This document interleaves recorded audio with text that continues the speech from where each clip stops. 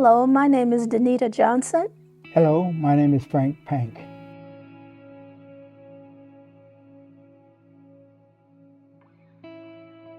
In Mississippi, yes, I was born in Mississippi. This was in the early 50s.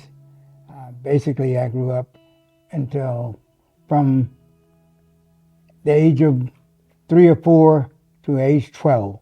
So we're talking about the period anywhere between when I was, let's say, 8, 9 to 12 years of age is when I left. So during that time in the South, you were considered a sharecropper. We lived on a man's farm that he owned it. A sharecropper is a person who lives on a plantation that's owned by the owner, and he allows you to stay there, and he gives you a plot of land that you have to farm and cultivate. And for that, he allows you to live, have a house on that property, and stay on that property. But you must cultivate that, you must tend to it during the summertime, and you must harvest it. And when you do harvest it, basically we did cotton. And so at the end of the year, we would have to pick the cotton, and it would be weighed. And at that point, you would receive some benefits. You would receive based upon the number of bales that you would have from that particular piece of land.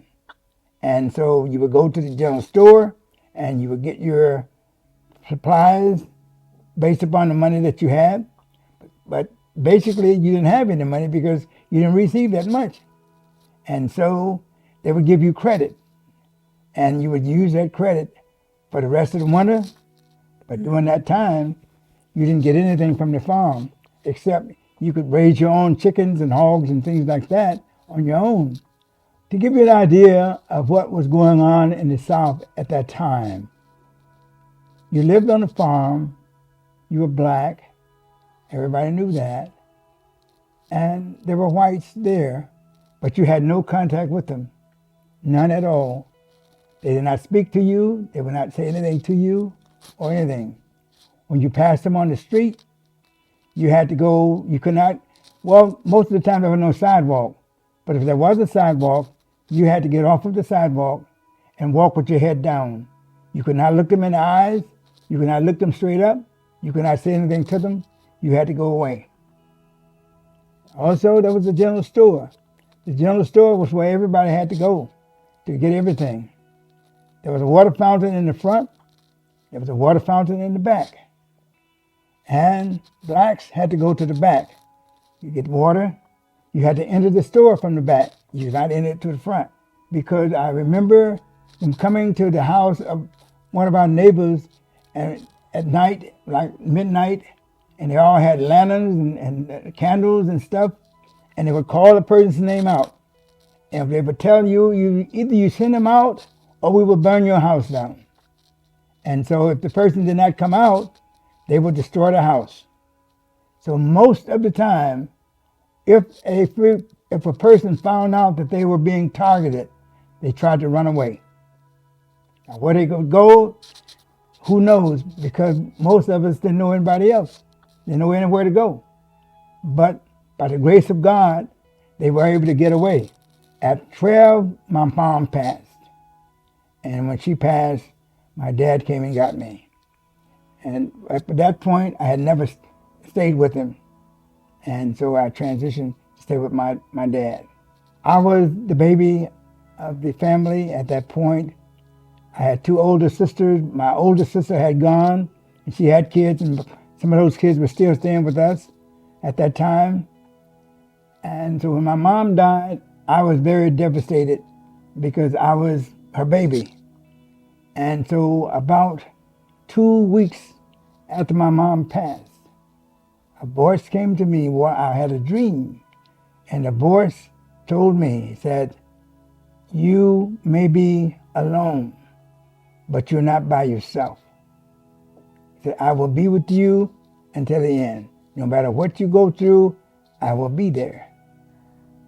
I was born here in Illinois, in Chicago, but my parents were from the South. They were from Louisiana. Both of them were from Louisiana. There was they told me all kinds of stories of racism and how they got paid less money, the working conditions that they had to go through, the school that they had as opposed to the school that the white people had, because it was segregated. You didn't go to the same school. And they had to walk where the white kids had buses, and their education, their buildings and everything, their books and everything was just so much better than what they had. And so they told me all those kind of stories. And to them, the most important thing was to get an education. They said working with your head instead of your back. It's hard to imagine, but as you read through church history, you would think that things were different inside of the Adventist church, because I became an Adventist when I was 10, but it was still the same. The same people were there that were in the church, that were outside the church. And the churches were totally segregated. Even in our own denomination, there was still the same thought, the same mentality, quotas, segregated churches. It can be disheartening, but you have to keep your eyes on the message and on Christ and not on the people, because we're all sick. We're all sick, and we all had to endure that.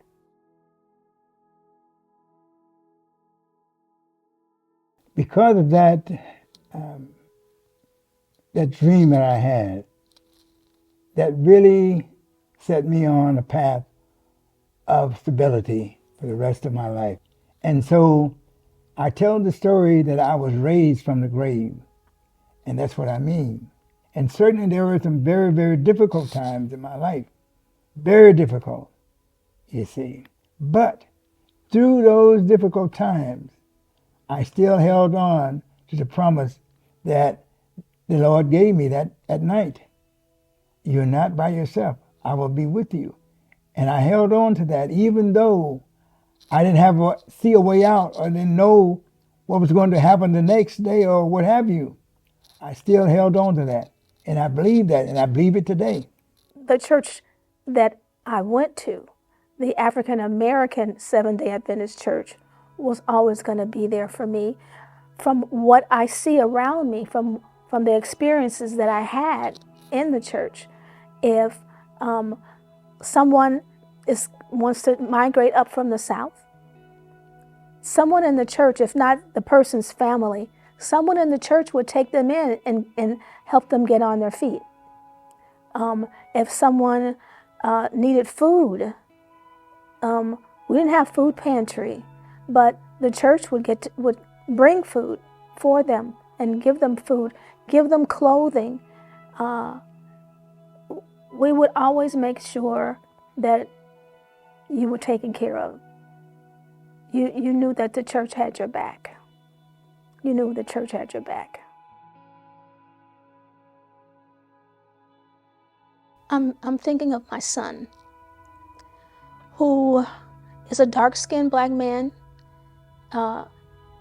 entering into this world of work, and most of his colleagues, if not all of them, will be white, or very few will be people of color.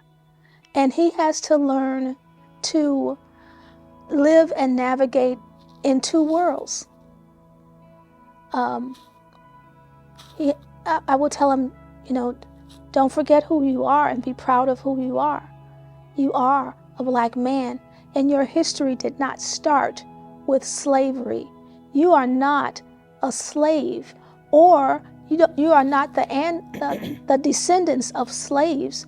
You are the descendants of people who were enslaved, and that's totally different. And your history goes back to a very proud beginning. Slavery was a portion of your history, and now you are still living under the after effects of that, but you can be successful. Just realize that there are two worlds out there for you, and that you have to be able to navigate and survive in both of them. As a black man in your black community with your black friends, and as a white man and as a black man in a white community with white friends. Two worlds. And to be successful, you have to know how to survive in both of them. And in Christ, you can do all things. Your worth doesn't come by what somebody else says. Your worth doesn't come from the history books. It doesn't come from what anybody else says. Your worth comes from God. You were created in His image. I would say to any young person who is teenager, adult, what have you, first seek God first. Let Him be the leader, and you're all in all. And Yes. everything else from that will take care of itself. But you must first start with Him, because you cannot do anything on your own. You must get the power of Him in order to survive in this world. And if you follow the Bible and follow what it tells you, you can be successful in life. Because it says treat your neighbor. And who is your neighbor? Anyone that you haven't come in contact with. But it says treat your neighbor as you treat yourself. And that is an amendment and a commandment that we all really need to really keep in mind. And that you will be judged based upon your own character and what you did. And he said, if you want to feed the hungry? Feed the hungry. Take care of the less fortunate. Help those that are in need. Don't pass them by. We must begin to live like that and do like that, not just talk about it and don't do anything about it. The homeless, the jobless. If you have something, share it with someone else. If you begin to do that, you'll be surprised how much your cupboard would be filled and refilled and refilled. Because that is not a joke. It is not something that people say and it's not true. I'm a living witness that it will work. It has worked for me for 82 years. So I know that if you're broke, if you believe in the Bible and you believe in God, it will happen. So I know that God works. Religious work. It doesn't say that you're not going to have issues and problems. But as long as you keep the Lord first, and like He told me, He said, I will be with you until the end. Until I lay my head down, I know He's going to be with me. So I would tell anybody, seek the Lord first.